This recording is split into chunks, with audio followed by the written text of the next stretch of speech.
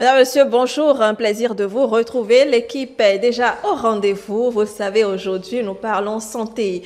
Et ce matin, nous avons décidé de nous intéresser à la prostate. La prostate, cette glande-là qui est dans l'appareil reproducteur de l'homme. Est-ce qu'ils doivent la subir finalement, ces hommes? Doivent-ils subir la prostate? Nous avons essayé de poser la question à tous ceux que nous allons recevoir sur notre plateau parce que c'est important de penser à sa santé. Émeric Okupeli, bonjour. Bonjour Brunel aussi, bonjour chers amis téléspectateurs. Vous allez bien? Très bien. Odès Dossou-Togbe, bonjour. Bonjour Brunel Adé aussi, bonjour Émeric. La pleine forme? Oui, très bien. D'accord. C'est vrai que personne n'aime être fébrile, disons, subir la maladie, peu importe cette maladie-là d'ailleurs, parce que justement, ça nous empêche d'être dans notre... nous-mêmes en fait et de faire tout ce qu'on devrait faire, Modeste. Il faut dire qu'après la peur qui est le premier ennemi de l'homme, il y a aussi la maladie. Donc il faut faire en sorte d'avoir une pleine santé, une bonne santé pour pouvoir chaque jour se défendre.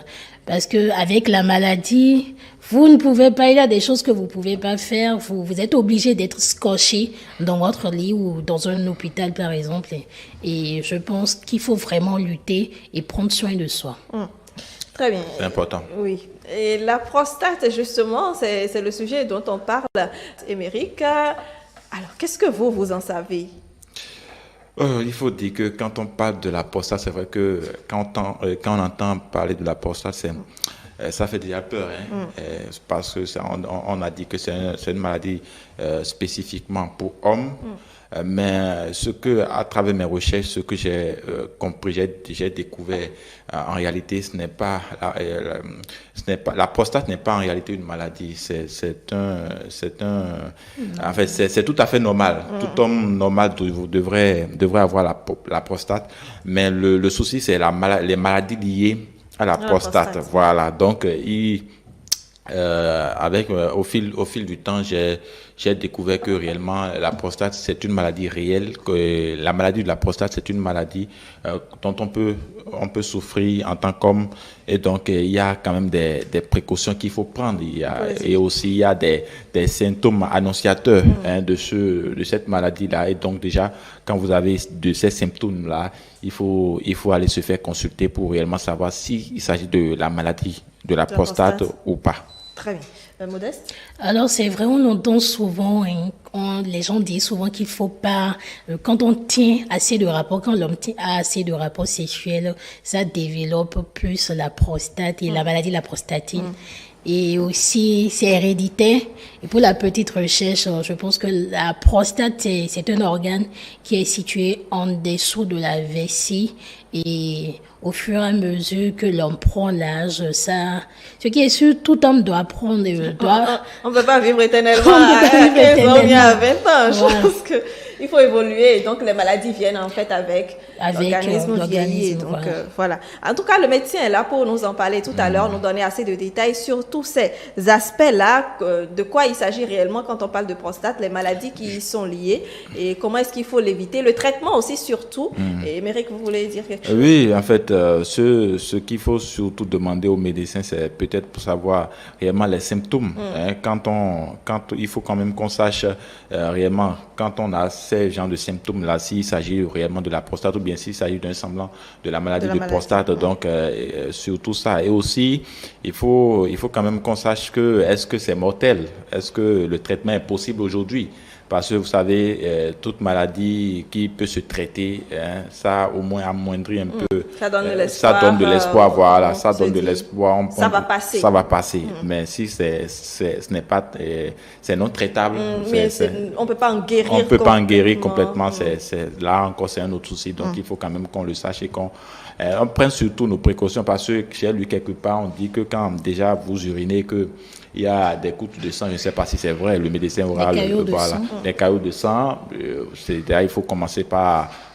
ça fait partie des symptômes de la prostate. Et quand vous éjaculez dans votre sperme, il y a des caillots de sang également.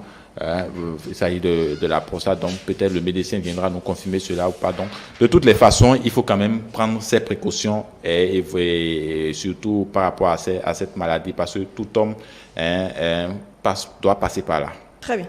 Alors, vous avez donné vos avis sur ce que vous en savez et également Modeste a questionné quelques personnes sur ce qu'ils en savent avant que le médecin nous dise de quoi il s'agit réellement. On les suit avant de recevoir le médecin.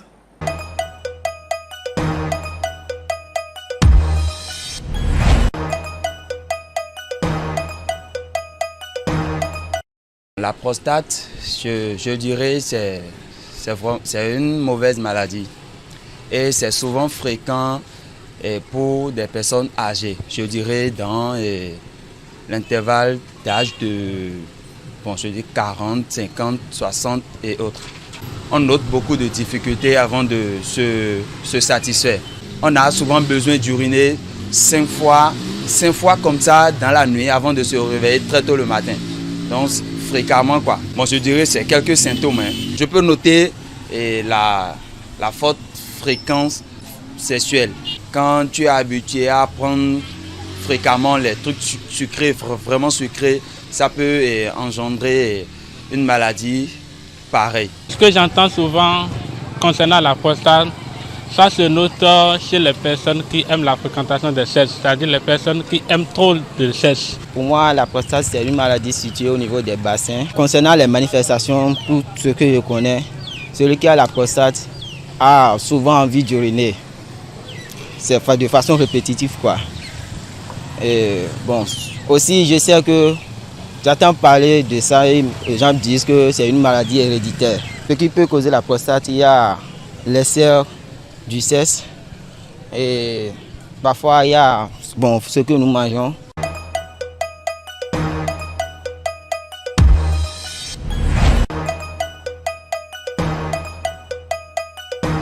Voilà, donc c'était l'avis de quelques citoyens sur le sujet. De toute façon, le médecin va nous donner un peu plus de détails par rapport à cela.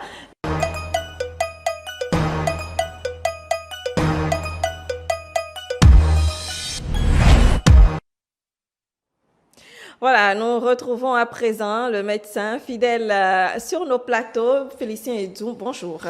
Bonjour amis téléspectateurs, bonjour Dame Brunel. Comment est-ce que vous allez? Je me porte très bien. Un plaisir de vous retrouver sur notre plateau. Alors avec vous, on en saura davantage sur ce que c'est que la prostate, comment est-ce qu'il faut en prendre soin, le cancer également de la prostate.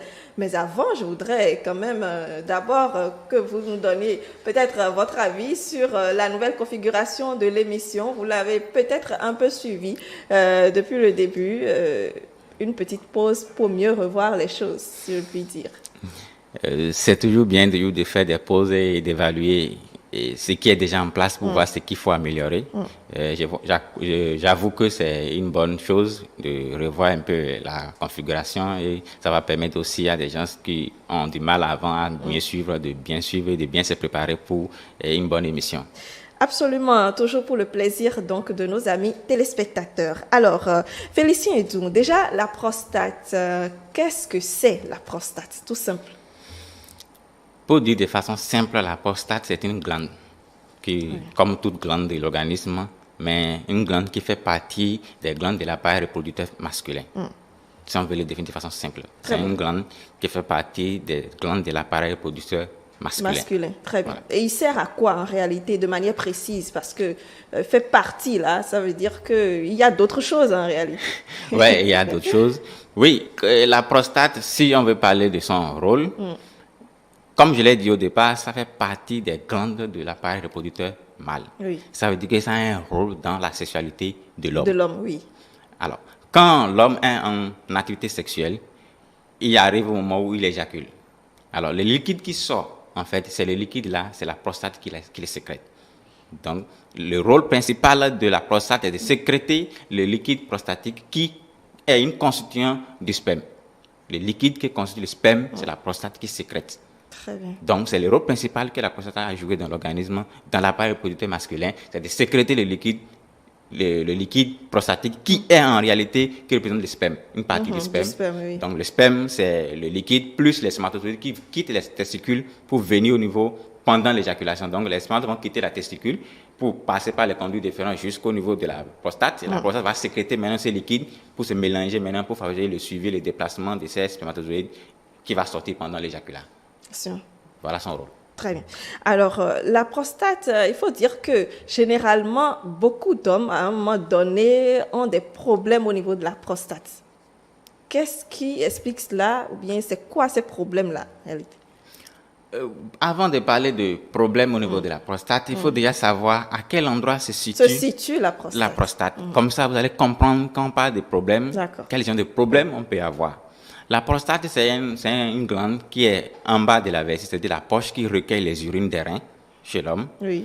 Et il a une forme ovale qui entoure l'urètre par où l'urine va quitter la vessie pour sortir quand l'homme a envie d'uriner. Donc, c'est une glande qui englobe l'urètre qui est en bas immédiatement de la vessie. Donc, il est bien sûr en avant du canal là où on fait les matières fécales et devant, en haut, la vessie et devant le reste de la paroi abdominale, chez l'homme principalement. Et c'est situé dans le plancher pelvien, dans le pelvis de l'homme. C'est ancré dans le pelvis. Donc, et avec ses rapports avec les os et tout ce qui l'accompagne. Donc, et cette situation particulièrement va influencer, ça dépend de à quel moment on se situe, de quel problème il s'agit, ça va influencer, ça va nous permettre de statifier les signes qu'on peut avoir quand il y a problème. Qu'est-ce qu'on peut ressentir quand il y a problème? Déjà, quand j'ai déjà dit que ça entoure l'urètre, ça veut dire que le problème d'urine là, ça va se poser automatiquement. Donc, on comprend déjà que ça entoure l'urètre, on comprend déjà que quand il y a problème d'urine, il faut d'abord questionner cette glande. Donc, les problèmes qu'on peut avoir, il y en a 3 catégories que je vais citer. Soit quand l'âge avance, quand on franchit la quarantaine, la prostate augmente naturellement de volume. C'est physiologique. Ok, donc il ne faut pas s'inquiéter en fait. Il ne faut pas s'inquiéter à ce stade. Si ça augmente de volume. Mais à un stade qui est physiologique. Mais quand ça dépasse les normes, c'est en ce temps-là qu'on va commencer par s'inquiéter. Là, c'est déjà qu'il faut déjà avoir l'habitude de faire des échographies pour qu'on vous mesure le volume, la consistance de la prostate, pour pouvoir savoir s'il y a problème ou pas. Demander aux hommes d'aller faire une échographie, c'est nécessaire. Comment je vais dire, c'est déjà l'échographie, on voit tout de suite la femme, et demander à un homme d'aller faire l'échographie, c'est comme s'il lui demandait de marcher sur la tête. Normalement, ça ne devait pas être le cas parce que nous aussi, on a l'organe là qu'il faut évaluer régulièrement en cas où des problèmes, qu'on puisse les détecter tôt et apporter des corrections pour éviter que ça devienne pathologique. Donc, quand on franchit la quarantaine, cet organe, cette glande prend un peu de volume. Ça, c'est physiologique. Ça, c'est pas encore un problème. Mais ça arrive que ce volume-là devient anormal. Donc, c'est une croissance anormale de ce volume. Là, on va parler d'hypertrophie bénigne de la prostate. À ce stade, c'est béni, c'est rien de grave, mais il faut traiter. Il faut faire un suivi régulier qui demande beaucoup plus de temps, d'énergie, de moyens financiers. Alors, lorsqu'on dépasse cette étape, il y a l'étape où ça peut être un problème maligne, c'est-à-dire qu'on appelle les cancers, qui se développent au niveau de la prostate. Donc, le cancer, c'est une autre catégorie. Ça ne veut pas forcément dire que l'hypertrophie bénigne va évoluer vers cancer. C'est ce que j'allais demander. Non. D'accord. Il peut y avoir hypertrophie bénigne simplement sans cancer. Il peut y avoir cancer sans hypertrophie. Ou peut y avoir les deux qui peuvent cohabiter. D'accord. Donc, ce n'est pas parce qu'on a hypertrophie qu'on a cancer. Le cancer. Non, pas du tout. Tout le monde a en tête aussi le cancer. C'est à ça on pense directement quand on a des problèmes de prostate, alors que ce n'est pas forcément le cas. Ce n'est pas forcément le cas. Ce n'est pas forcément le cas. Ça peut être juste une augmentation anormale de son volume simple, sans qu'il y ait problème de malignité, sans qu'il y ait problème de cancer.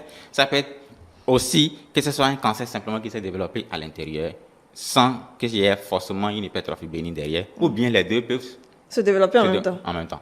Ah, là c'est grave. Ouais. Les deux peuvent se développer en même temps. D'accord. Alors, troisième catégorie, c'est les infections de la prostate, qu'on appelle les prostatites. Donc, quand une bactérie se localise au niveau de la prostate, ça va créer une inflammation. Cette inflammation va provoquer une irritation de la prostate et la prostate va réagir. On aura pratiquement les mêmes signes dans tous les 3, mais à des degrés différents. D'accord. Donc, voilà les problèmes qu'on peut aborder. Infection de la prostate. Alors, est-ce que de la même manière qu'au niveau de la femme, il y a différents types d'infections, en fait, de la même manière, au niveau des hommes, on en distingue différents types? Tout à fait. Au niveau des hommes également, on en distingue différents types d'infections. particulièrement quand on parle d'organe génital de la femme, on parle d'infection sexuellement transmissible Oui. ou infection génitale, tout simplement, parce que ce n'est pas forcément sexuellement transmissible avant que la femme ne développe des infections. Oui. Alors, la même chose chez l'homme, il peut arriver qu'il ne soit pas forcément sexuellement transmissible, qu'il ne développe les infections de la prostate. Il peut développer les infections de la prostate par voie générale ou qui s'est localisée au niveau de la prostate ou par voie urinaire ou parce que je vous ai dit que ça englobe l'urètre, ça peut, et le canal qui déverse le contenu de la prostate se déverse directement dans l'urètre. Et s'il y a une infection urinaire et que les germes localisent et envahissent complètement tout l'urètre, ça peut également se diriger vers la prostate et provoquer une infection de la prostate qu'on appelle prostatite.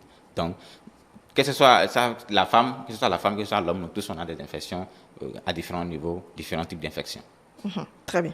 Alors, tantôt, vous avez parlé d'une grosseur normale de la prostate. Je voudrais quand même savoir, à quel moment ça doit déranger, je ne sais pas, quelle est la grosseur normale en fait?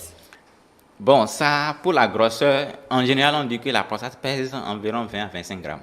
D'accord.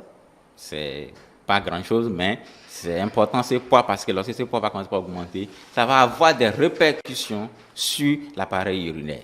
Donc, quand je disais que les signes, déjà, quand on parle de grosseur, on parle immédiatement du problème pour uriner. Donc, c'est pour ça que les premiers signes qui apparaissent, c'est le problème d'urine. D'accord. Automatiquement, quand le volume devient normal, ça va comprimer l'urètre par où l'urine passe. Et là, ça va commencer à poser des difficultés pour la sortie de l'urine, la quantité qui sort et la qualité de l'urine qui sort. Là, vous commencez pas à se dire qu'il y a un problème. En ces temps, il faut commencer par se dire qu'il y a un souci. Un problème. Voilà. Dès que vous allez commencer à avoir les problèmes d'urine, c'est qu'il y a un souci. Très bien. Alors, en dehors du fait de ne pas pouvoir uriner et autres, quels sont les autres signes qui doivent alerter en fait l'homme? Alors, si je dois essayer de catégoriser les signes, je vais le faire de façon globale, que ce soit dans une augmentation du volume anormal, que ce soit dans le cancer, que ce soit dans la prostatite. On a pratiquement les mêmes signes, juste que c'est le degré qui diffère, la façon dont les signes apparaissent qui diffère. D'accord. Alors, dans les infections, je vais catégoriser ça en fonction de l'urine, la quantité, la façon dont ça sort, et à la fin. Comme ça, chacun pourrait commencer à dire, avoir une idée. S'il rencontre déjà des problèmes du genre. S'il rencontre déjà des problèmes du genre. Donc, soyez attentifs. Alors, et quand on parle généralement des problèmes d'urine, on va passer par ce qu'on appelle la pollakiurie. C'est le premier signe qui apparaît. C'est-à-dire la personne urine de façon fréquente, mais en petite quantité. Quand on est jeune, vous allez voir, on urine, quand on a envie d'uriner, on peut rester ici, envoyer léger, très loin, uriner tellement beaucoup. Mais quand le problème de la prostate commence, l'urine commence par diminuer la quantité qui sort. D'accord. Et la fréquence quand vous allez faire, parce que quand vous n'arrivez pas à tout vider, vous êtes obligé de repartir un peu de temps. Et donc ça vient de façon abondante, peu fréquente et fréquemment. Là, ça veut dire qu'il y a quelque chose qui est en train de diminuer le calibre par où l'urine sort, et ça empêche que ça sorte d'un seul coup. Quand la pression n'est pas forte de l'autre côté de l'obstacle, c'est un peu qui va sortir. Et il faut encore maintenant que les reins sécrètent d'autres urines qui viennent s'ajouter à ce qui reste là pour que ça mette encore une nouvelle pression sur cet obstacle, et ça permet encore d'avoir envie d'aller uriner. La personne y va encore, c'est une petite quantité encore qu'il va uriner. Il ne va pas tout uriner. Et c'est comme ça devient de façon chronique. De façon chronique, là, il faut commencer par se dire qu'il y a un souci. Avant, ce n'était pas comme ça, mais c'est devenu comme ça veut dire qu'il y a un problème. Est-ce que c'est une infection? Est-ce que c'est un problème de la prostate qu'il faut absolument vérifier? Alors, si je vois que le calibre est diminué, là, je vais parler de la qualité de comment l'urine sort. Comme je le disais au départ, l'urine, quand on a envie d'uriner, quand on est encore plus jeune, le jet sort très droit et ça va très loin. Mais maintenant, quand le calibre est diminué, la qualité qui sort n'est plus comme avant. Donc, ça commence par s'affaiblir. Et ce qui sort n'est plus comme auparavant. Ça veut dire qu'il faut commencer par se demander, mais pourquoi mon urine devient aussi difficile à sortir comme ça? Alors qu'avant, ça pouvait sortir facilement, se projeter très loin. Mais là, maintenant, ça n'arrive plus. Ça veut dire qu'il y a un problème. C'est vrai que ça diminue en fonction de l'âge, mais quand ça devient de façon brutale et que ça devient inquiétant, là, il faut aller évaluer. Est-ce que ce n'est pas un problème? On parle d'impériosité mictionnelle. Donc, vous avez envie d'uriner, vous allez uriner, mais ce qui sort, la façon dont ça sort, ce n'est pas bien. Donc, il faut commencer par se poser des questions. C'est anormal. C'est anormal. Maintenant, quand j'ai dit que c'est diminué, maintenant, quand l'urine va vouloir forcer à passer, forcément, ça fait mal. Là, on va parler de dysurie. La façon dont ça sort, ça fait mal. Là, on parlera de dysurie. Et ça, là, dysurie, là, ça, il faut que les gens écoutent très bien parce que dysurie n'est pas seulement que j'ai mal, mais il y a beaucoup de caractéristiques qui entourent le problème de dysurie parce qu'il y a une difficulté pour l'urine de sortir. Soit la personne a envie d'uriner, il enlève son sexe, il veut uriner, l'urine tarde à sortir, pourtant il a envie. On D'accord. parle de retard de démarrage. Donc il a du mal à démarrer à uriner, ça prend du temps, après ça sort. Ça, c'est pas normal. Quand on a envie d'uriner, quand on y va, direct, Ça doit sortir. ça doit sortir. Mais quand ça ne sort pas, ça veut dire qu'en fait, il y a quelque chose qui est en train de bloquer le passage. L'envie est là, le sphincter déjà qui veut uriner est déjà sollicité et l'urine passe déjà. Mais à un moment, ça ralentit. Ça veut dire qu'au niveau de là où il y a l'obstacle, il y a la prostate, la vitesse de passage est ralentie, ce qui ralentit la sortie de l'urine. Là, il faut commencer par se dire qu'il y a un problème. Alors, le jet est faible, comme je l'ai dit tout à l'heure. Au lieu de pisser très loin, il pisse au niveau Oui, en bas, en circuit, quoi. en séquence. Là, ça veut dire qu'il y a un problème. S'il n'a pas la force de pouvoir envoyer le jet loin, c'est qu'il y a un problème au niveau de la prostate. Alors, lorsqu'on veut pisser, quand on est plus jeune, quand on fait pisser, c'est rapide. On court rapidement, on va pisser, on revient. Mais pour les gens qui ont des problèmes de l'obstacle au niveau de l'urètre, au niveau de la prostate, le temps pour y pisser est plus long. Est plus long. Donc, ils sont obligés de rester, d'envoyer les urines un peu, jusqu'à finir avant de retourner. Ce qui fait que ça allonge le temps normal qu'il faut aller faire ces urines. D'accord. Donc là, il faut commencer par se dire que le temps que je prends pour pisser actuellement dépasse déjà le temps normal qu'il fallait. Donc, ça veut dire qu'il y a un problème. Très bien. Alors, vous faites l'urine, vous devez être satisfait que vous avez fait l'urine, que vous avez uriné. Tout est parti. Oui. Mais dans le cas où il y a un obstacle, il y a le problème de la prostate, lorsqu'on urine, ce n'est pas fini. Et vous ressentez encore Pas l'envie, toujours l'envie d'uriner, d'uriner, mais ça malgré- ne sort pas encore. Rien ne sort. C'est que ça, c'est cette envie de uriner encore alors que ça reste là-bas. Ça veut dire qu'il y a un obstacle. Et qu'il faut encore beaucoup plus d'urine encore dans la vessie pour exercer Pour une pression pression. élevée plus que l'obstacle pour que l'urine puisse ressortir. Donc, c'est que ça veut dire qu'il y a déjà un problème qui se pose sur le trajet. Bien vrai que si l'envie est là, ça veut dire que le sphincter est encore en bonne forme, que l'urine est passée. Ça veut dire qu'à un niveau où dans le trajet, il y a un obstacle qui empêche que ça sorte. Donc, on parle de résidus qui restent dans la vessie est beaucoup plus important que ce qu'il ne fallait. Parce que quand on urine, il faut que tout soit vidé pour permettre à ce que le rein puisse sécréter d'autres urines qui vont venir progressivement dans la vessie. Quand c'est plein, ça ressort. Mais quand le problème de prostate se pose, si l'urine là ne sort pas totalement et ça se stagne dans la vessie. Très bien. Alors, on urine facilement. Oui. Donc, c'est normal, quand on a envie d'uriner, on va uriner facilement. Mais, dans le cas du problème de prostate, ce n'est plus comme ça. Il faut exercer une pression. Il faut pousser sur la vessie avec les organes difformes qui vont peser sur la vessie pour pousser, pour augmenter la pression des urines, pour forcer le l'urine à passage sortir. Quand c'est comme ça veut dire qu'il y a un problème. On ne pousse pas pour uriner. Quand on commence par pousser, c'est qu'il y a un problème. Il faut vite évaluer parce que lorsqu'on continue à exercer ces efforts poussifs, c'est les hernies qui vont commencer par sortir au niveau des zones faibles de l'abdomen. Et là, vous allez Vous avoir allez les encore complications. créer d'autres problèmes. Voilà, les complications d'efforts poussifs, Oui. c'est l'hernie au niveau des parois faibles de l'abdomen. Tous les êtres humains ont des parois, des endroits faibles au niveau de l'abdomen. C'est lorsque vous êtes exposé à des facteurs que les hernies vont se développer. Alors, ça, en fait, tous ces phénomènes-là amènent parfois des hommes à éviter d'aller uriner. Ah bon? Ouais. Éviter d'aller uriner. Bien, oui, ça crée un réflexe d'éviction. En fait, Wow. quand j'y vais partir maintenant, ça ne va pas Ça ne sortir. va pas sortir. Quand je vais partir Pourquoi maintenant, y aller alors? et il fait tout l'effort pour retenir, pour permettre à ce qu'il ne soit plus beaucoup là-bas. Quand il va partir, il pourra se soulager. Je vois. Voilà, donc ça, c'est de façon psychologique, ça crée ces réflexes-là qui fait que, encore que ça aggrave la La situation. situation. Ce qui ne devait pas être le cas. Donc, quand l'envie est là, normalement, il faut y aller directement. C'est le fait de se lever, d'aller, et ça devient gênant. Quand Ça on fasse fatigue. développer le réflexe de garder l'urine D'accord. pendant longtemps avant de se lever maintenant pour aller. Et ça n'aide pas non plus du tout la prostate. Très bien. Donc, de façon Général. générale, mais au-delà de ça, il y a le problème de la sexualité qui Qui est également. qui est une complication immédiate parce que lorsque vous êtes obligé de vous lever tout le temps pour aller uriner, vous ne pouvez pas avoir une érection normale. D'accord. Donc, un problème de la prostate égale un problème Un problème de l'érection. l'érection. Ça impacte forcément l'influence, ça influence forcément l'érection de l'homme. Et là, Vous savez tout ce qui va se passer après quand il y aura problème d'érection. Déjà, problème de prostate est là, les restes vient s'ajouter, le stress, le niveau, tout ça, là, ça peut même problème déjà, de problème couple, de couple tout va ça. commencer par s'enchaîner, les problèmes vont commencer par s'installer dans le couple. Donc, prostate, il faut s'en occuper parce que les répercussions sont énormes. Très bien. La prostate, est-ce que l'on doit subir la prostate? Vous allez avoir la réponse tout à l'heure. Est-ce que c'est une glande qu'il faut subir finalement? Dans les prochaines minutes, nous poursuivons nos échanges sur, bien entendu, les facteurs de risque. Quand nous parlons un peu de la prostate, de son développement par rapport à l'âge, des complications que ça peut avoir, du cancer, des prostatites et autres, quels sont donc les facteurs de risque de tout cela, Dr Edson?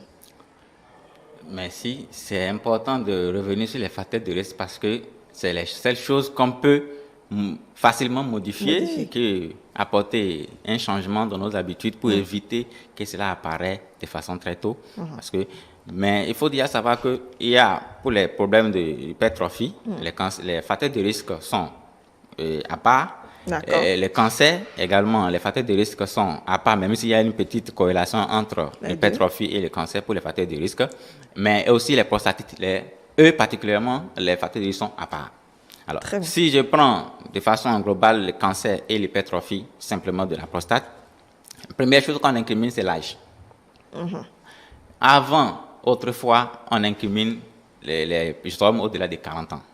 Que la quarantaine, c'est l'âge où on peut avoir des problèmes de la prostate parce que physiologiquement, la prostate prend plus de volume à partir de 40 ans. Ça, c'est ce qui est physiologique. Mais ce qui est pathologique n'entend pas l'âge là. Même des études ont prouvé le cancer de la prostate chez les adolescents de 17 ans. Les adolescents? Adolescents de 17 ans. Prouvé, suivi. Mais le problème, c'est qu'avec les adolescents, c'est plus agressif que chez les personnes âgées. Donc, la durée de vie, c'est 5 ans en moyenne. Quand c'est cancer. Non, attends, la durée de vie de qui? La durée de vie d'un adolescent qui développe un cancer de la prostate, c'est de 5 ans. Oui. Parce que c'est très agressif quand c'est le problème de prostate chez le jeune. On va y revenir mais je vais d'abord aborder les facteurs de risque, que ce soit l'hypertrophie. En dehors de l'âge qu'on incrimine, mais aujourd'hui, ce n'est plus le cas de la quarantaine. Plus jeune, 30 ans, 35 ans, 35 ans, déjà la prostate prend déjà du volume de façon physiologique dont on parlait. Donc, pas forcément encore pathologique, mais physiologique là, déjà avant 40 ans, ça prend déjà du volume. Donc, ça, c'est lié à d'autres facteurs que nous allons citer pêle-mêle. Oui, comme... Il y a les hormones qui naturellement sont sécrétées au niveau des testicules par les cellules de Leydig qui participent à la croissance de la prostate. Si ces hormones-là sont beaucoup trop, ça va de façon anarchiquement augmenter le volume de la prostate. Nous avons les modes d'hygiène de vie, comme la sédentarité. On ne bouge plus beaucoup. On ne bouge plus beaucoup. On est assis à un seul endroit, on est stagné. On aime bien nos bureaux confortables. Nos téléphones, on est tranquille. Il n'y a plus de... On sort, on se balade, on marche, on perd un peu de calories, il n'y en a plus ça. Donc tout ça là, accumule en fait les graisses, les mauvaises graisses dans l'organisme, ce qui va entraîner l'obésité. Et l'obésité, c'est la première cause du problème de prostate. Plus vous avez un excès de poids, plus vite, votre problème aussi, la prostate aussi aura un excès de poids, en quelque sorte. Donc l'excès de poids touche également la prostate. Et comme c'est une glande suspendue, facilement quand lui ne commence pas à grossir, ça pèse directement, automatiquement sur l'appareil. Donc les signes d'office se remarquent. Alors, il y a aussi, de façon génétique, lorsque vous avez un parent premier degré qui a un problème de prostate, vous avez beaucoup plus de chances, 50% de chances de l'avoir aussi. Donc, il faut aller questionner la famille, les parents directs. Les parents directs. Et particulièrement, quand je vais revenir sur le cancer, ça dépend du nombre de personnes qu'il a dans la famille. Et pour avoir le risque est augmenté. D'accord. Voilà, de façon cliniquement, le risque augmente plus. Il y a beaucoup de personnes qui étaient dans la famille, ou bien qui ont un parent premier degré comme papa, directement, qui a le problème de la prostate. Le risque est encore beaucoup plus élevé. Il y a certains parents qui tombent malades, on ne sait vraiment pas de quoi ils ont souffert, ils sont partis, personne ne veut en parler. Finalement, bon, on ne sait pas vraiment si on a été touché, si la famille a été touchée ou pas. Et donc, on développe des problèmes sans savoir rien. Voilà, ça c'est le problème qu'on a chez nous en Afrique. Parce que les antécédents sont importants. Si vous voulez réussir à vivre mieux dans la vie, vous devez savoir d'où vous venez, de ce qui se passe d'où vous venez, des maladies qui sont dans votre famille. C'est la même chose quand quelqu'un est asthmatique, il y a un asthmatique dans la famille, tous les membres de cette famille doivent prendre conscience que s'il y a un seul asthmatique, c'est que nous tous on peut le développer. Donc il suffit d'avoir un mode d'hygiène sain pour éviter de déclencher. C'est la même chose avec la prostate. Lorsqu'il y a un membre de la famille qui a problème de prostate, tous les garçons de cette famille doivent faire attention pour avoir un bon mode d'hygiène pour éviter que ça se déclenche. On peut avoir ça dans la famille, ne pas le développer. D'accord. Ça, il faut savoir ça. D'accord. Mais si on s'expose au facteur qui va déclencher, là, on l'aura forcément. Il suffit de tout faire pour ne pas s'exposer au facteur qu'on connaît déjà. Là, on est mieux, on est sûr qu'on va se protéger contre. Dans ça, c'est le problème de l'augmentation normale du volume. Maintenant, je profite maintenant pour dire maintenant pour la prostate. Lorsque vous avez un parent dans la famille, une seule personne dans la famille, le risque est multiplié par 1, par 2, par 3 ou plus. Mais lorsqu'il y a 2 personnes ou 3 personnes, ça multiplie par 10, le risque de l'avoir. Quand vous dites famille, c'est-à-dire ça peut être un Le peu père, antérieur. Le père, Oui, l'oncle, le grand-père, le père, l'oncle. En tout cas, tous les membres de la famille garçon. S'il y a quelqu'un qui y a déjà 3-4 personnes. 3-4 personnes, le risque est exponentiel. Donc, vous avez déjà un facteur génétique qui est là, qui prédispose certaines personnes à l'avoir. Ce qui fait que s'ils sont exposés automatiquement, le risque est déclenché. D'accord. Alors, l'autre chose aussi, qu'on n'en parle pas beaucoup, ou qu'on évite d'en parler, parce que c'est différent qu'on n'a pas envie d'en parler, ou on ne veut pas parler de ça. C'est la sexualité. Comment ça? Oui. Voilà. Plusieurs études, dont je vais revenir plus tard, ont prouvé que plus l'homme éjacule, plus il est protégé contre le problème du cancer de la prostate. Moins il éjacule, plus vite sa prostate va augmenter de volume.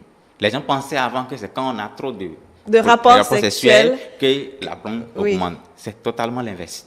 D'accord. Totalement l'inverse. Et ça dépend encore des tranches d'âge dans lesquelles vous êtes. Entre 20 et 29 ans, vous avez 50% de réduction des chances de l'avoir si vous allez jusqu'au-delà de 21 fois d'éjaculation en un mois. Voilà. Attendez, vous demandez aux hommes d'aller au sexe tout le temps. Hein. Là, les femmes ne seront pas du tout d'accord avec vous. Bon, je n'invente rien. Ça, c'est là, ce qui est prouvé par la science. Parce que je profite en même temps pour parler. Il y a une étude américaine qui a pris plus de 13 000 garçons qui sont tous des agents de santé. Parce qu'on fait des études sur les autres, les patients. Mais cette fois, on a décidé de faire l'étude là au milieu des agents de santé pour évaluer les risques des rapports sexuels et problèmes de développement des cancers de la prostate. L'étude a commencé en 1986 et a fini en 2004. C'est 18 ans. Tous ces hommes-là, inclus dans l'étude, ont été suivis pendant les 18 ans, fait l'échographie, doser les PSA, tout ce qu'il faut pour pouvoir diagnostiquer les cancers. On a eu près de 3800 et quelques cancers qui se sont développés au milieu de l'échantillon. Et parmi les 3000 et quelques, ils ont réparti en fonction du nombre de fois que chaque individu faisait les rapports sexuels. D'accord. La conclusion, c'est que entre les 20 et les 29 ans, plus l'homme faisait les rapports sexuels au plus de 21 fois le mois, moins il a la chance de développer le problème de cancer de la prostate. Et c'est une étude vulgarisée, prouvée et certifiée. Ce n'est pas que c'est quelque chose d'inventé. Il faut donc commencer à cocher les cases. Ce mois-ci, j'en ai fait 6 ou 7 fois. Là, je commence à m'inquiéter. En fait, c'est vrai que c'est difficile à accepter. Peut-être c'est pour ça qu'on n'en parle pas vraiment. Oui. Parce que c'est difficile de demander à une femme de subir 21 éjaculations en un seul mois. Malheureusement, si l'homme ne le fait pas et qu'il a déjà, par exemple, dans la famille, quelqu'un qui a déjà eu problème de la prostate, ça veut dire qu'il a déjà une prédisposition génétique. Et s'il échappe à ça et ajoute l'obésité, un seul facteur s'ajoute à ça, c'est d'office que c'est très vite, il aura le problème de la prostate. Ok. Donc après 30 ans, on est... Il faut commencer par se poser des questions. Parce que l'âge normal entre les 20 et les 30 ans, c'est l'âge où l'homme devait réellement utiliser sa prostate. Être actif. Oui. Malheureusement, c'est à ce moment-là, on veut du boulot, on veut être stable avant de s'engager, par peur de ci, par peur de ça. Et finalement... C'est pas malheureusement, bon, quand même, parce que quand la maladie aussi va venir, il faut avoir l'argent. Bon, oui, il faut avoir l'argent, mais est-ce qu'on doit attendre que la maladie vienne après 30 ans? Alors qu'il y a quelque chose derrière qu'on aurait même dû faire gratuitement pour éviter que le succès se développe très tôt. Mais on franchit la trentaine. Et tout ce que vous avez gagné pendant votre petite jeunesse là, c'est là que vous allez commencer par dépenser. Parce que quand vous avez l'hypertrophie de la prostate, le traitement est coûteux, très coûteux, parce qu'il faut un suivi sur de longue durée toute votre vie, parce que ce n'est pas tout qu'on opère. Il faut des produits, il faut des médicaments régulièrement, tout le temps, il faut des contrôles, des suivis. Le coût est énorme. Alors, le mieux, c'est de ne pas l'avoir. Mais s'il y a des choses qu'on pouvait faire pour ne pas l'avoir, pourquoi ne pas le faire? Très bien. En dehors des... En dehors de ça, il y a la consommation de tabac, de l'alcool, de l'épice. De l'épice? De l'épice. D'accord. Les signes urinaires, qu'on dit mal, avoir d'uriner, peu fréquent, lorsque vous prenez trop d'épices, les signes sont aggravés. Les épices, c'est surtout le piment ou bien les autres... Tout ensemble, quand vous mettez de façon exagérée. C'est-à-dire, quand ça devient trop, oui. Ça exagère les signes d'office. L'alcool, quand vous prenez, vous savez, quand on prend l'alcool, on va envie d'avoir vite uriner. Bien sûr. C'est ce qui fait que les signes sont plus aggravés chez quelqu'un qui a déjà un problème de la prostate. Alors, en dehors de ça, il y a l'intoxication qui est courante aujourd'hui. Les métaux lourds, c'est partout, dans la consommation, dans les aliments. Tous ces facteurs-là, vous savez, on ne peut pas isoler un. Ouais. Et quand tout est réuni... Dans le même plat en plus. Même pas un plat en plus, c'est rapide. Ouais. C'est rapide, la prostate se déclenche d'un coup. Et c'est lui qui sonne l'alarme derrière que tout ce que vous mangez là, je suis là et ils sont en train de subir. Il faut faire attention parce que c'est la première cause de mortalité par cancer chez les hommes. Dans les pays qui ont déjà eu des études, qui ont effectué des études par chez nous, il y a peu d'études pour pouvoir vraiment dire avec précision. Mais chez les Européens, c'est la première cause de cancer, de décès par cancer chez les hommes. Chez les hommes, très bien. Et comme je le disais, plus vous l'avez, le cancer particulièrement jeune, plus c'est agressif. D'accord. Alors, lorsqu'on dépasse la trentaine, à un moment, vous avez dit tout à l'heure qu'il faut, déjà au niveau des rapports sexuels, ça veut dire qu'après 30 ans, on peut, disons, il faut encore garder le même rythme? Tout à fait. Après 30 ans, c'est entre 13 et 20 rapports par mois. Quand vous êtes gardé entre 13 et 20 par mois, c'est que vous diminuez jusqu'à 18% le risque d'avoir les cancers de la prostate. C'est pas aussi petit que ça. Hein? C'est pas petit. C'est pas petit, ça veut dire que l'activité sexuelle doit être de façon régulière et constante. D'accord. C'est pour ça, c'est mieux de se caser dans un foyer et non. Et là aussi, je précise, ce n'est pas en passant de partenaire en partenaire. Avec la même personne. Avis aux hommes, donc, qui pensent que c'est une ouverture pour avoir tous les partenaires, 1000 partenaires, pour pouvoir faire le compte. Plus vous dépassez 10 femmes dans votre vie, plus vite vous avez la chance de développer le cancer de la prostate. Et 10 femmes dans la vie, c'est-à-dire en tout et pour tout le nombre de partenaires que vous avez connus. Plus ça dépasse 10 femmes, vous avez beaucoup plus de chances parce que vous n'allez pas finir les 10 femmes sans choper une infection. Et ça, on va en parler au rubrique de... Parce que le cancer de la prostate également a une connotation infectieuse à human papillomavirus. Oui, si l'homme le papillomavirus. Forcément, ces répercussions l'attendent quelques années plus tard. Parce que c'est un virus qui ne va pas vous provoquer des signes tout de suite. C'est une maladie très silencieuse qui va se développer petit à petit et c'est peut-être avec 15 ans après que vous l'avez chopé l'infection que vous allez voir les répercussions de ce virus. Très bien. Alors, parlons maintenant du cancer et de la prostatite. Alors, le cancer, comme on le dit, c'est une prolifération anormale des cellules au niveau de la prostate qui provoque les mêmes signes selon la localisation et selon la taille des répercussions sur la vessie et le passage des urines.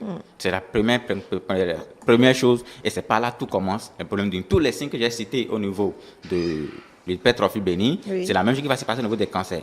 Mais ici, ça va dépendre de la localisation du tumeur. Si c'est en périphérie, un peu loin de l'urètre, ça ne va pas avoir une patte forte sur l'urètre. Et c'est le plus danger, c'est le grand danger, ça, parce que vous n'aurez pas facilement les signes.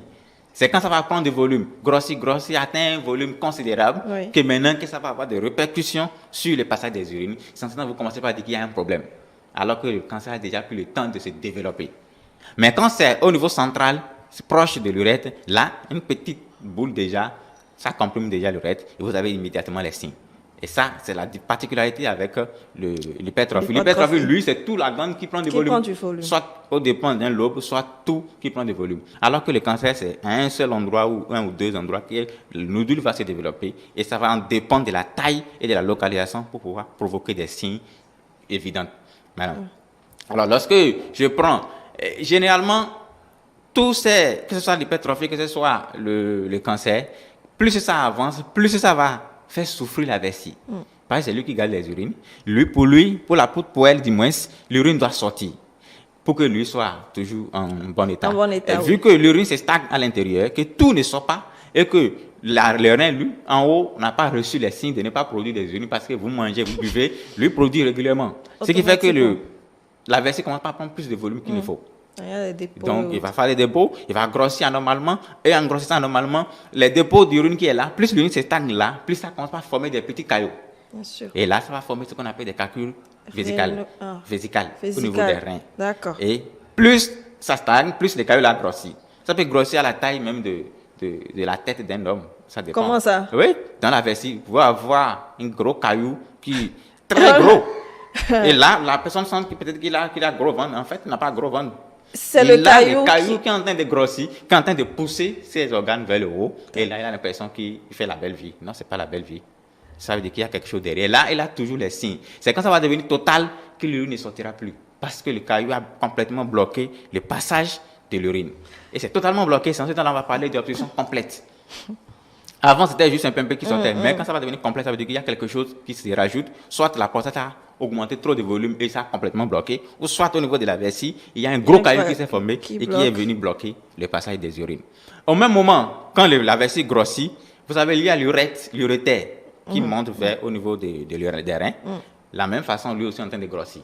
Les urines sont stagnées dedans. Quand la vessie n'est pas grosse et que c'est plein, ça remonte dans les urétères et ça va au niveau des reins. Là, vous allez développer une infection. On endommage l'urétère et vous allez développer une infection des urétères qu'on appelle les pyélonéphrite. Vous allez développer. Ensuite, maintenant, vous allez développer une insuffisance rénale et vous allez finir en dialyse. En fait, c'est un enchaînement de complications quand ce n'est pas du tout traité et quand on ne prête pas attention aux petits signes là qu'on développe. Tout à fait. Très bien. Voilà. Alors, la prostatite, oui, la prostatite. Ça, c'est quand vous prenez une infection sexuellement transmissible et que ça va se localiser au niveau de la prostate, ça peut vous provoquer une infection de la prostate, une inflammation. Et là, la douleur ici particulièrement est plus intense. Parce que c'est une inflammation de la prostate. Ça a beaucoup plus de douleur, alors qu'au niveau du cancer ou de l'autre côté, c'est juste une compression qui provoque les signes difficiles à passer. Mais ici, vous aurez forcément mal au bas-ventre.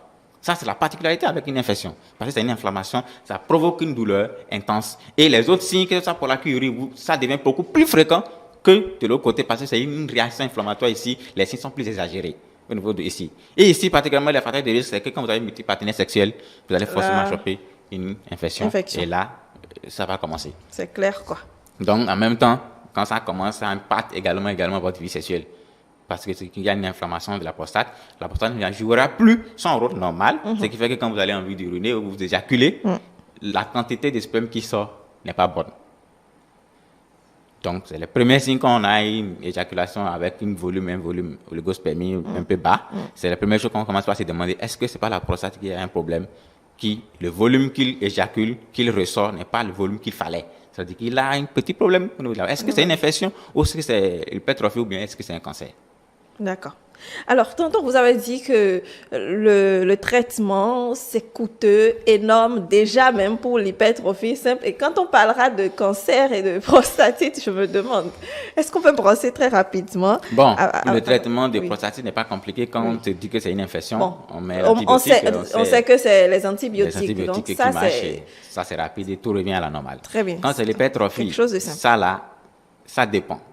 Si c'est une hypertrophie, dépend d'un lobo qu'on voit selon les bilans, les dosages des pièces totales, les pièces libres, ainsi de suite, on voit est-ce que c'est opérable ou pas.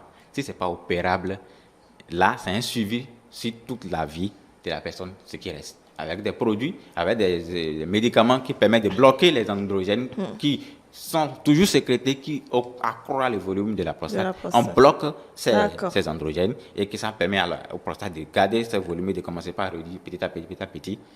Alors, c'est coûteux, comme je l'ai dit, les produits là sont excessivement chers et aussi il faut les échographies de façon régulière, il faut les PSA de façon régulière également pour évaluer l'efficacité du traitement qui est mis en place. C'est un traitement qui est très coûteux. Mieux ne pas aller là-bas que maintenant de ne commencer pas à dépenser là-bas. Ce qui fait que c'est pour souvent, quand on prend le problème des cancers, c'est pour ça que les gens mettent très vite, parce que le traitement est également coûteux là-bas. Oui. Parce que soit on opère, mais avant d'opérer, il faut faire une chimiothérapie, ainsi de suite, il faut évaluer les facteurs, tous. Il y a beaucoup de choses qu'il faut évaluer, ce qui fait que ça revient excessivement cher. Ceux qui ont les moyens s'en sortent, mais ceux qui n'ont pas les moyens, Perdent presque tout, en fait. et ils finissent en insuffisance rénale avec dialyse à la queue. Et ça, là encore, ça s'ajoute ça à leurs déjà problèmes. à leurs problèmes. Et c'est vraiment difficile. C'est vraiment difficile. Très bien. Alors, est-ce que, moi, je me dis avec tout cela que l'homme, en fait, après l'adolescence ou bien quand il commence à prendre conscience, doit avoir en tête une alarme de prostate pour savoir que j'ai telle chose à éviter, qu'il y a des comportements à mettre en place pour justement ne pas subir tout cela. Tout à fait. C'est ce qu'il faut normalement, ça. Donc, mais on est sous-informé, naturellement. Et c'est des choses que nos parents n'abordent jamais. Et pratiquement personne n'aborde. D'ailleurs, on devait recevoir quelqu'un qui en a souffert sur le plateau ce matin. Mais bon, à la dernière minute, il nous a fait faux bond. Mais on a quand même voulu en parler parce que c'est assez important. Tout à fait. Déjà très jeune, on doit commencer par déjà expliquer cette notion de prostate à des adolescents, comme je l'ai dit. Et également, comme je l'ai posté hier, l'éducation sexuelle, c'est très important parce que si les adolescents se lèvent et découvrent la sexualité comme dans la rue, comme les autres, ils sont libres de faire ce qu'ils en veulent. Oui. Et là, comme je l'ai dit, le multipartenaire sexuel, c'est un premier facteur qui va pousser la prostate à devenir problématique très, très, très tôt. Là, il faut qu'ils soient informés de ces risques-là et chaque fois qui veulent poser un acte, ils vont réfléchir 2 fois. Aujourd'hui, c'est pas aujourd'hui, hein, c'est pas quelque chose d'aujourd'hui. C'est 10 ans, 15 ans, 20 ans plus tard que ça va se ressentir. Parce que tout ce que vous faites aujourd'hui comme activité, boulot, vous courez derrière l'argent, on cherche l'argent, nous tous. Mais attention, qu'est-ce que vous allez faire l'argent là quand vous allez grandir, vous allez vieillir? Est-ce que c'est maladie, vous allez soigner avec? Là, il faut déjà, dès maintenant, avoir les bonnes habitudes. Parce que si vous dites que vous allez faire la jeunesse, et pour ne pas regretter à l'âge adulte, c'est l'âge adulte, là, vous allez demander ce que vous avez gagné pendant toute votre jeunesse.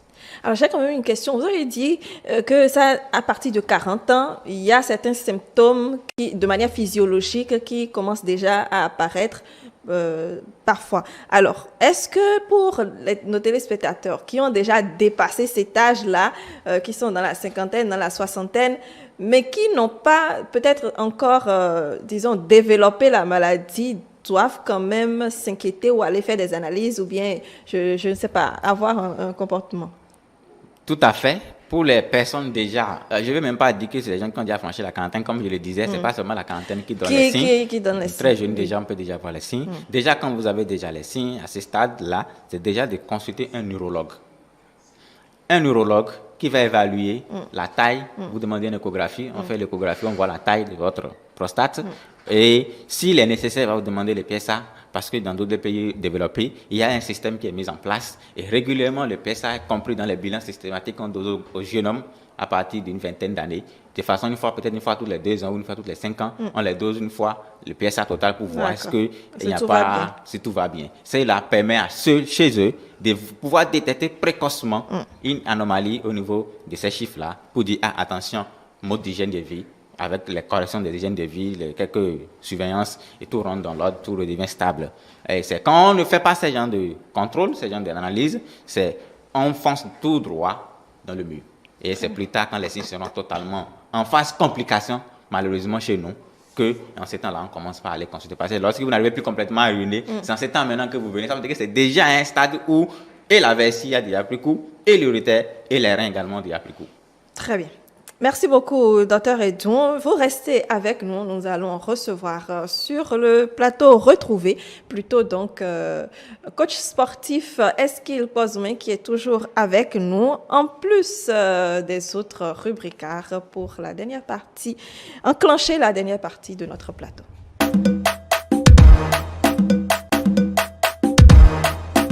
Voilà, retour en plateau, nous recevons donc Eskil Pozoumen, bonjour. Bonjour Brunel, bonjour le plateau et bonjour nos chers téléspectateurs. Vous allez bien?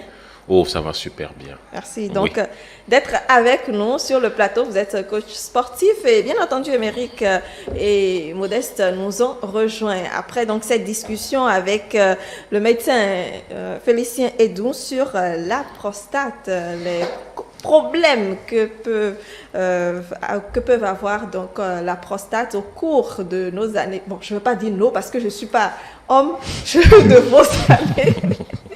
Un peu comme vous en avez donc appris davantage.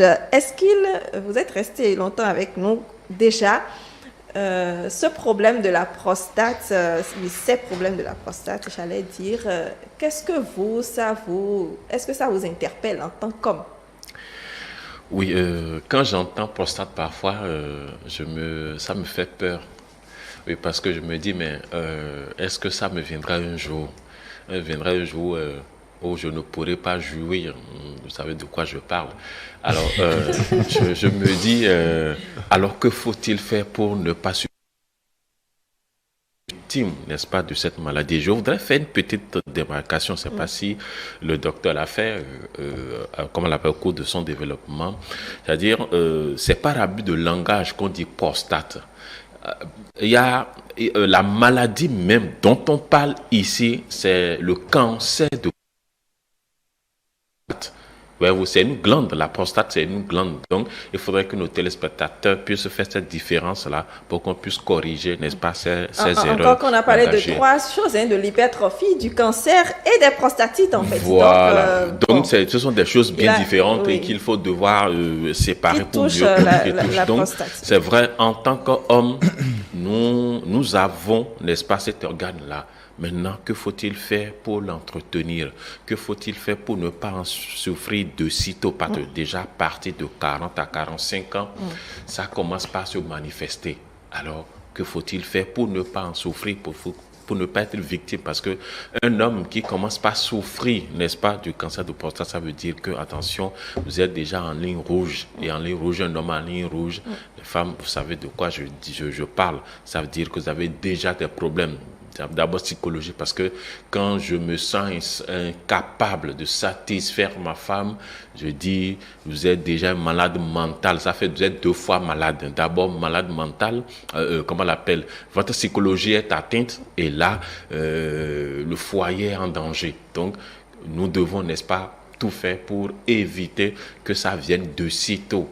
Et quelles sont les dispositions à prendre? C'est sûr que d'ici là, nous allons en parler pour que les téléspectateurs puissent en prendre soin, n'est-ce pas, de leur corps. Parce que, quel que soit ce que vous avez, le corps est un temple qu'il faut entretenir pour réellement être un homme à part entière. Absolument. Alors, le docteur a parlé de l'échographie, de faire de l'échographie. Je ne sais pas si vous en avez déjà fait. Est-ce qu'il est... Émeric, vous en avez déjà fait une? Non, pas encore, mais tel qu'il l'a dit, quand j'entends échographie, je pense à la femme. Oui, mais là, ce n'est plus seulement la femme. Quand le docteur me dit encore échographie, je dis, mais là, ça devient plus sérieux. Il faut faire une échographie. L'échographie, ça va se passer comment? Bon, là... Il faut aller d'abord à l'hôpital pour savoir. Il faut savoir comment ça se fait. C'est pas compliqué. Comme on fait chez la femme également, avec une sonde, on dépose juste pour votre pubis simplement. On voit la taille de tout, la vessie, tout, on mesure tout et on vous dira si il y a un problème ou pas. Tout simplement. Alors, il faut aussi aller questionner les membres de vos familles. Si les parents directs en ont eu, si l'oncle... C'est héréditaire. Ouais. Il y a un facteur génétique qui intervient. Et plus vous avez un nombre élevé des membres de votre famille qui l'a, plus vous avez beaucoup plus de chances, fois 10 de l'avoir. Alors donc, il y a deux niveaux où vous avez répondu non. En fait, au niveau de la famille, vous ne savez pas encore aussi. Non, mais pas encore. Puisqu'on vient d'être informé, c'est ça, nous allons irez vous remonter. renseigner. Donc, voilà, de toute façon, je suppose que vous ne savez pas. Non. Et l'autre chose... nous n'en avons surtout pas. Oui, nous n'en avons pas. L'autre chose, c'est éviter les infections. Alors, bon, c'est pas évident, éviter les infections, c'est pas évident de toute façon. Et également, avoir les rapports sexuels au moins 21 fois quand on a l'âge entre de 20 à 30 ans. Non, ce n'est pas avoir rapport sexuel 21 fois. Éjaculer 21 fois. C'est deux choses différentes. D'accord. Éjaculer 21 fois. On ne peut pas faire l'amour et éjaculer. Éjaculer. Parfait. Deux choses différentes. Très bien. Voilà. Un par mois. Oui. Une étude récente en 2022, là, par un professeur congolais, vient de se prouver encore ce qui a été déjà prouvé depuis, sur l'étude de 1984 à 2004, sur 18 ans, qui a prouvé ça. Récemment, le professeur congolais vient de prouver ça encore en 2022, que plus vous éjaculez, plus vous avez moins de chances de développer, surtout ceux qui ont déjà un facteur de risque présent. Surtout, n'oubliez pas que ce n'est pas... Là, je suis confus, là. Oui. Oui, parce que, oui, en fait, je pense même que c'est le contraire. D'après moi, mais on me dit, c'est lorsque vous éjaculez davantage. Trop, vous avez des... Non, n'importe quel que vous êtes avec toutes les femmes. Non, bon, je ne voudrais pas aller sur ce plan-là. Bon, c'est ce qu'on dit. Non, je ne voudrais pas aller sur ce plan parce que, en fait, quand vous éjaculez de façon fréquente, vous évitez la prostate. C'est ce que j'aurais appris. Ça, oui, c'est ce qu'on dit. Quand vous éjaculez de davantage, manière fréquente, vous évitez. Ah, ok, Oui, d'accord, je comprends mieux maintenant. C'est Ok, en fait ça. alors merci pour cette information et je m'y actais. Et j'ai bien précisé avec les mêmes partenaires. Avec les mêmes partenaires. Docteur, avec les mêmes partenaires. Émeric, vous me permettez, je suppose que l'homme est avec un seul partenaire et 21 fois le mois, ça fait 5 fois par semaine. Hein. Ça revient à 5 fois par semaine. Est-ce que, la question que je me pose, est-ce que la femme va pouvoir tenir? On a dit pas forcément rapport sexuel. Oui, on mais... a dit éjaculer, donc trouver un moyen d'éjaculer. Éjaculer sans rapport sexuel, c'est un péché, non? Ça, c'est un autre débat. Ça, c'est un autre débat, vraiment. Ça relève d'un autre débat. Parce que, vous savez, la sexualité de l'homme, elle est permanente. Et celle de la femme est intermittente. L'homme est capable tous les jours d'aller au sexe. Tous les jours, quand je dis tous les jours, c'est sans souci. Les 7 sur 7. Les 7 sur 7, sans aucun problème. C'est Dieu qui a créé l'homme comme ça. En tout cas, l'homme normal en griffe. On ne parlera pas de ceux qui ont des troubles de la sexualité. L'homme normal en griffe. Maintenant, la femme normale également en griffe, c'est peut-être 1 fois ou 2 fois par mois. 1 fois ou 2 fois par mois. Là, c'est difficile alors dans ces cas de mettre ensemble quelqu'un qui est capable de le faire tous les jours avec quelqu'un qui est 1 fois en passant. Vous voyez, c'est là le problème se pose dans le couple. Et que les deux doivent apprendre à faire des sacrifices. L'homme sacrifie le nombre de fois qu'il faut, et la femme également sacrifie un peu, beaucoup plus que normalement le nombre de fois qu'elle faisait, qu'elle a l'habitude de le faire. Là, c'est en ce temps-là que le couple va marcher. Si ce n'est pas ça, vous allez avoir des problèmes dans votre couple. C'est ça. On a réduit en moyenne au moins 3 à 4 fois par semaine. C'est les normes, ça. 3 à 4 fois par semaine.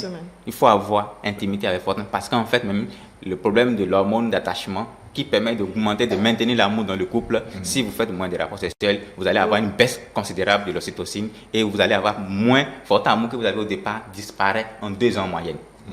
C'est comme ça. Très bien. Alors, vous nous encouragez, c'est-à-dire... Quand on est en couple, allez-y. Mais c'est la moindre des choses quand on est en couple.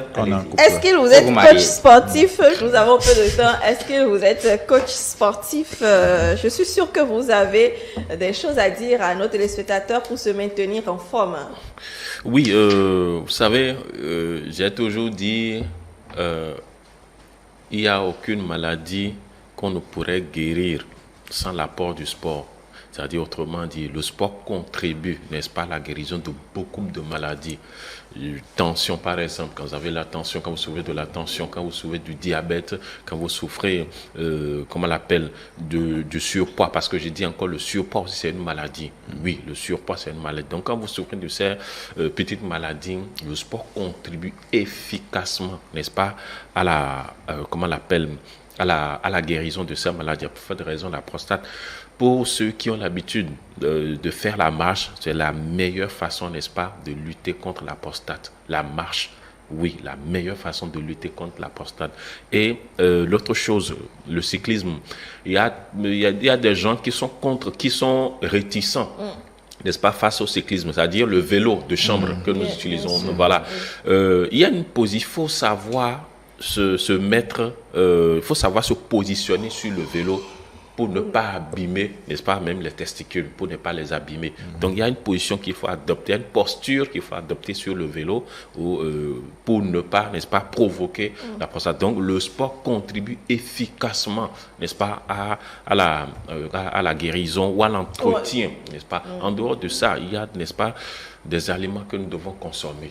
Si vous voulez, on va ou on revient là rapidement. Là, s'il y a des aliments qu'on peut consommer, n'est-ce pas, qui contribuent, n'est-ce pas, à la guérison ou à l'entretien, de la prostate, pour éviter le plus possible. Le plus possible. On a dit tout à l'heure oui. qu'il y a beaucoup de métaux dans nos aliments. Merci. Il y a des gens qui vous disent, je n'aime pas prendre assez d'eau. C'est extrêmement grave. On doit irriguer davantage le corps tous les jours. On nous dit de boire au moins 3 litres d'eau par jour, n'est-ce pas? Voilà. Au moins le minimum 2. C'est une nécessité. Parce que quand vous n'irriguez pas le corps, ça ne marche pas. Non, ça ne marche pas. Parfois, il y a des gens, faites l'expérience. Quand vous êtes extrêmement fatigué, prenez de l'eau. Vous allez voir, on se retrouve. Donc, voilà un moyen, n'est-ce pas, pour faire ce truc-là. À part l'eau, il y a les légumes. Les légumes, oui. Prenez assez de légumes. Et vous allez voir, ça corrige, n'est-ce pas, la prostate. Il y a les huiles végétales. Les huiles végétales, c'est aussi bien. La tomate. Vous voyez, la tomate, prenez la tomate et vous mangez la tomate. Vous voyez, il y a des gens qui prennent la tomate crue comme ça. Voilà, c'est trop bon pour la prostate. Le thé vert, prenez le thé vert matin ou soir, quand vous avez la possibilité, prenez du thé vert. Il y a le curcuma. Pour ceux qui n'en prennent pas, c'est très bon, le curcuma. En poudre, vous pouvez prendre ça, réduire ça en poudre ou préparer la sauce avec, mettre ça sur la salade, tout ça. Donc, c'est aussi bien. Le soja que nous consommons tous les jours, très bon, n'est-ce pas, pour la prostate. L'avocat que nous dégustons, oui. Parfois, nous mangeons de ces aliments, de ces fruits, mais sans s'en rendre compte. Sans s'en rendre compte de leur utilité. C'est déjà bien d'en manger. C'est déjà bien d'en merci, voilà. Donc, ne pas en prendre, c'est ne ça. pas en prendre le problème. L'ail, le matin, s'il est possible, prenez juste une gousse d'ail, mangez, buvez assez d'eau, c'est très bon. Et pour finir rapidement, l'oignon, très bon. Et le dernier, cru, pourquoi pas, cru, ou dans la sauce. Le dernier, pastèque aussi très bon. Pour l'eau. Alors, c'est vrai, on a parlé d'aliments. D'ailleurs, le médecin l'a dit, faire attention donc à tout ce que nous ingurgitons comme aliments qui, disons, ont beaucoup de métaux aujourd'hui. Néanmoins, donc, il faut s'assurer de la provenance de ces aliments. La qualité, c'est ça. Il faut s'assurer de la qualité donc, de ces aliments pour ne pas encore s'endommager l'organisme. Alors, Modeste, le message ce matin? Alors, bien avant les messages, je pense qu'on a attendu nos micros à quelques personnes. Nous allons y revenir. D'accord. Alors, à la question, la prostate, qu'en savez-vous? Les gens ont répondu.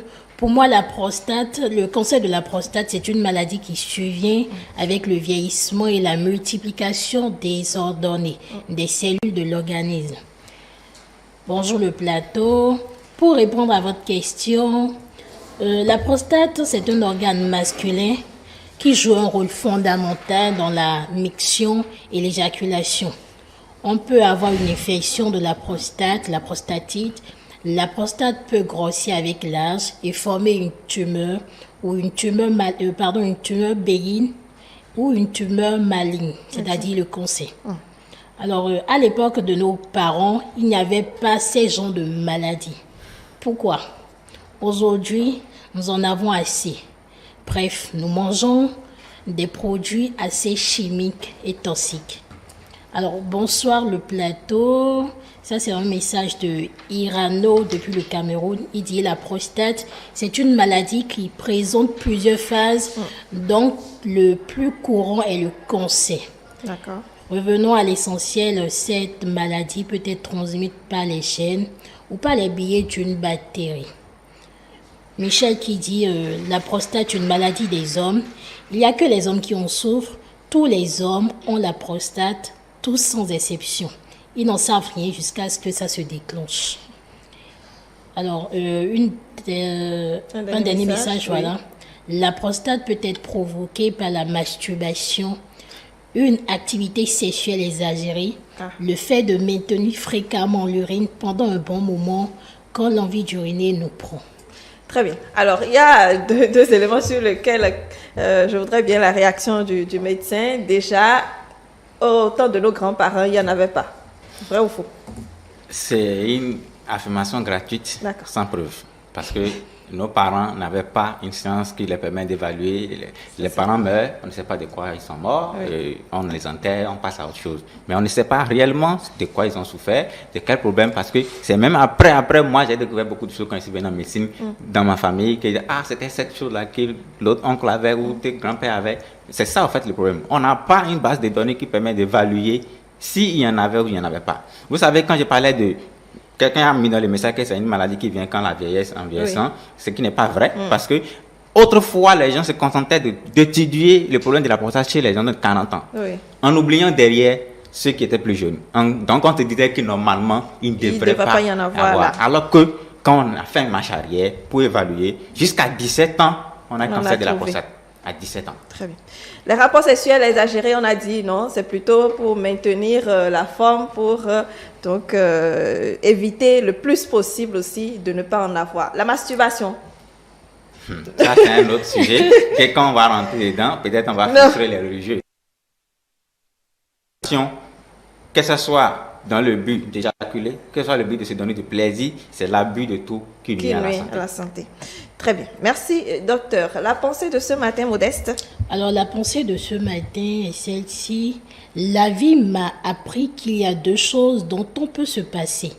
La présidence de la République et la prostate. La vie m'a appris qu'il y a deux choses dont on peut se passer. La présidence de la République et la prostate. Alors... pour lui, on peut se passer de la présidence de la République. Si lui ne veut pas être président, ce n'est pas le cas de tout le monde. Est-ce qu'il... Oui, je ne me retrouve pas encore face à la pensée de jour. En attendant alors, oui, Émeric. En attendant, bien sûr. Oui. Émeric?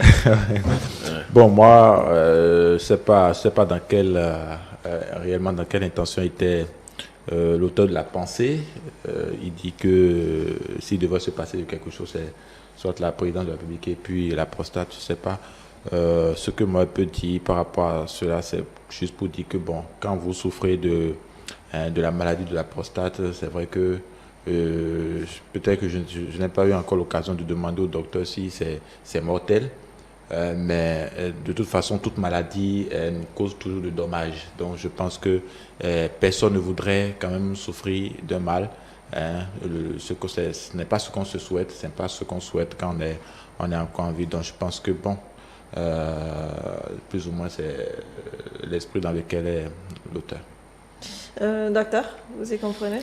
Oui, vous savez, quand j'ai entendu la pensée, rapidement, je me suis dit que celui qui a donné la pensée a probablement eu un traumatisme lié à la prostate. Oui. Parce que on ne peut pas s'en passer de la prostate.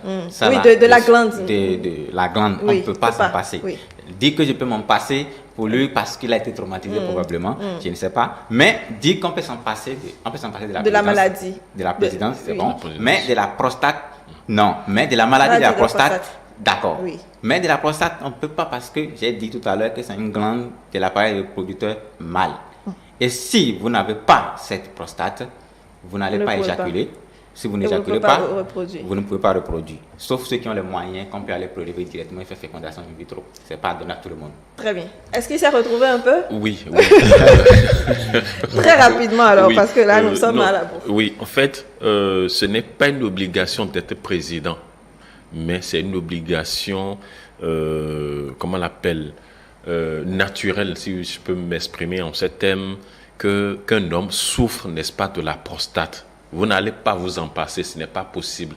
Non, c'est naturel, ça fait partie, n'est-ce pas, de la vie masculine. Donc, quel que soit ce que vous êtes, vous devrez en souffrir. Il n'y a rien à faire.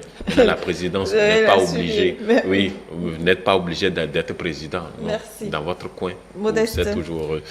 Alors, si je vais dans le même contexte que l'auteur de la citation, c'est pour dire s'il y a des remèdes assez naturels, on peut facilement se passer de la prostate, comme l'éjaculation 21 fois par mois et le sport, comme l'a si bien énuméré le coach et les aliments.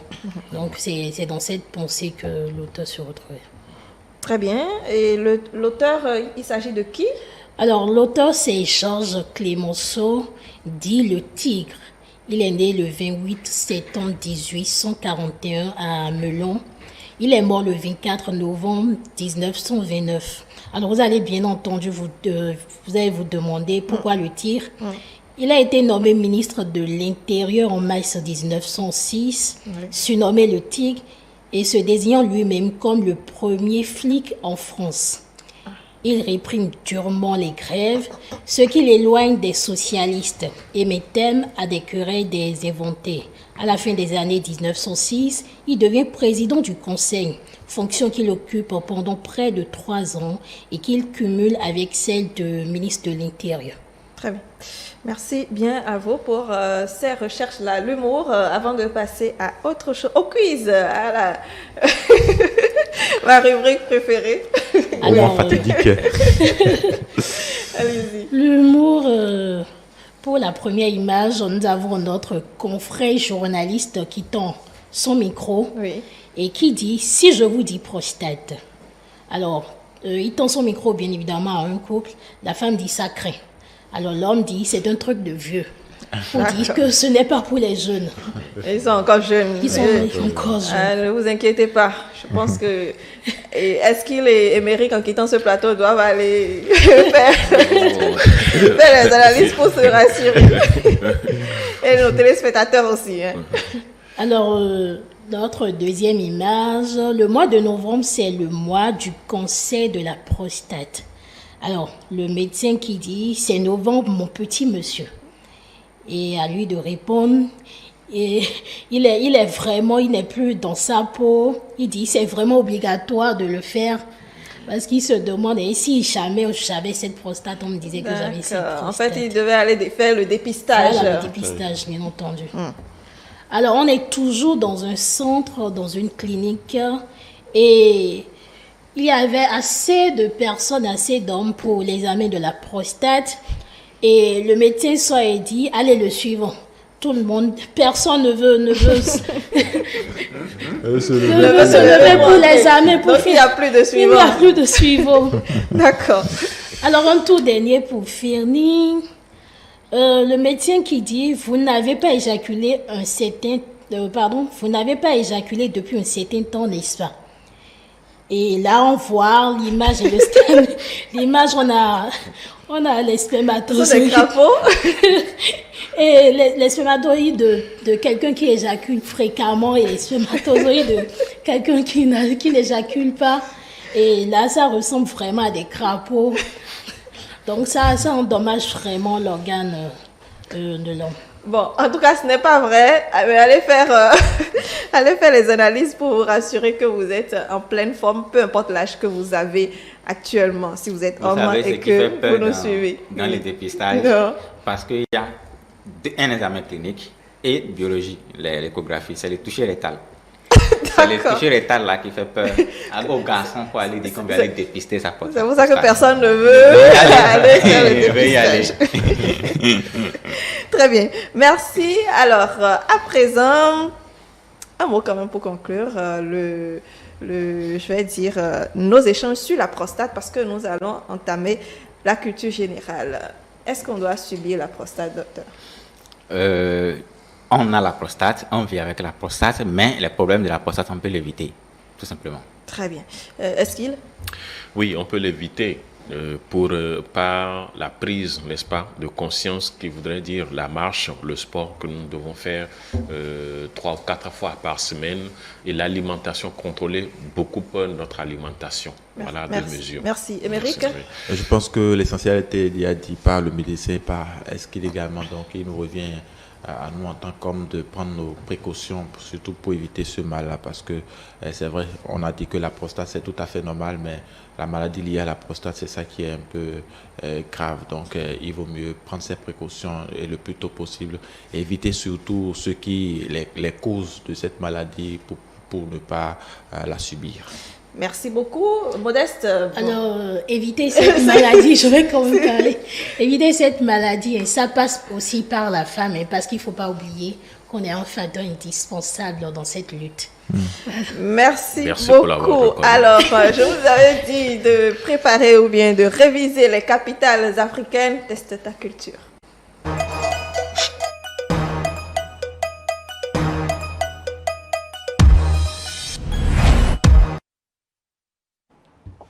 Alors, nous allons y arriver, nous allons y aller. Donc, la première question, c'est essentiellement donc des questions-réponses. Questions avec proposition de réponse. Alors, les équipes sont là, hein, et également aujourd'hui, c'est face à face. Nous avons Esquil et Émeric, et nous avons Modeste et le docteur Edon qui sont en équipe et qui sont partenaires. Première question, donc, et sa proposition. Quelle ville africaine est surnommée la ville aux 7 collines? Nous avons Abidjan, nous avons Yaoundé, nous avons Kigali et nous avons N'Djamena. Quelle ville est surnommée la ville aux 7 collines? Réponse? Kigali. Non, c'est pas Kigali. Réponse? N'Djamena. Non plus. Bon, Abidjan, bien bon, là, je suis obligée de donner la réponse. C'est bien Yaoundé avec 7 collines qui sont réputées. Oui, c'est bien Yaoundé, la ville aux 7 collines. Deuxième question, quelle est la capitale de l'Angola? Capitale de l'Angola, nous avons comme proposition Belmopan, nous avons Porto-Novo, nous avons Corban, nous avons Luanda. Luanda, exact. Mais qui c'est moi naturellement. Je pense que c'est Émeric. Je pense que c'est Émeric. Alors, deuxième question, plutôt troisième question donc pour ce quiz. Quelle est la capitale du Gabon? Accra, Khartoum, Conakry, Libreville. Libreville, naturellement. Bon, c'est toujours finalement, moi. C'est toujours moi. Juste là, je n'ai pas encore compris le principe de jeu. Le principe, Justement. je pose la question. Je pose la quel question est et il y a le les présent à la fin, celui qui rapporte. Quel est le présent? Ça, c'est après l'émission. Ça, c'est après l'émission. C'est ça qui me motive, Vous, moi. vous aurez l'honneur d'avoir répondu. D'accord. Et nous sommes à l'antenne, ne l'oubliez pas. Très bien. Dans quel pays, se trouve le Kilimandjaro? Dans quel pays se trouve le Kilimandjaro? Je pense que vous en avez entendu parler lorsque vous étiez encore à l'école. Il y a le Kenya, il y a la Tanzanie, il y a le Mozambique, il y a l'Éthiopie. Proposition. Le Kilimandjaro se trouve où? Merci, Tanzanie. Ouais. Plus vite cette fois-ci. Alors, cinquième question. Quel est le pays le plus grand d'Afrique?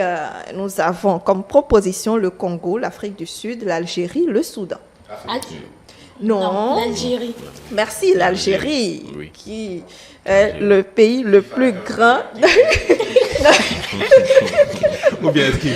Ça fait 2-2. N'oubliez pas, ça fait 2-2. Alors, nous poursuivons la sixième question. Donc, quelle est la capitale de la République centrafricaine? Nous avons Windhoek, nous avons Niamey, nous avons Windhoek. Abuja et nous avons Bangui. C'est Windhoek. La capitale de la République centrafricaine, non, ce n'est pas Windhoek. Bangui. C'est bien Bangui. Bangui. Quel pays a pour capitale Il faut rappeler le score, s'il te Banjul? plaît. Il faut rappeler le Nous score. sommes à 3-2. Nous Parfait. sommes à 3-2. Quel pays a pour capitale Banjul, s'il vous plaît? Niger, Sénégal, Somalie ou Gambie? Banjul. Gambie. Oui, la Gambie. Parfait. Exactement. Et huitième question. Alors, nous avons ce camp-là finalement qui... Qu'est-ce qui se passe? Non, Alors, il s'empresse pour arracher les réponses. Nous, on a appris à passer. Non, parce que c'est une équipe. Non, mais vous avez c'est une équipe. Donc, Oui. quand il gagne, je gagne. donc, Voilà. c'est pour ça que vous taisez. Donc, voilà. Alors, nous avons encore deux ou trois questions, donc vous pouvez encore répondre. Après le Nil, vous connaissez le Nil, bien entendu. Quel est le second fleuve le plus long d'Afrique? Il y a le fleuve du Niger, le Zambèze, le fleuve Congo ou le fleuve Limpopo. Ou le Limpopo, c'est ça. Le Niger, le Zambèze, le Congo ou le Limpopo. Quel est le second fleuve le plus long d'Afrique? Si c'est pas l'un, c'est l'autre. Afrique de l'Ouest, c'est dans l'Afrique de l'Ouest.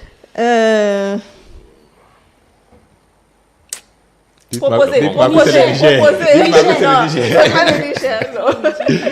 Proposition, une proposition quand même d'ici. Le Congo. Le Congo, merci. Bon.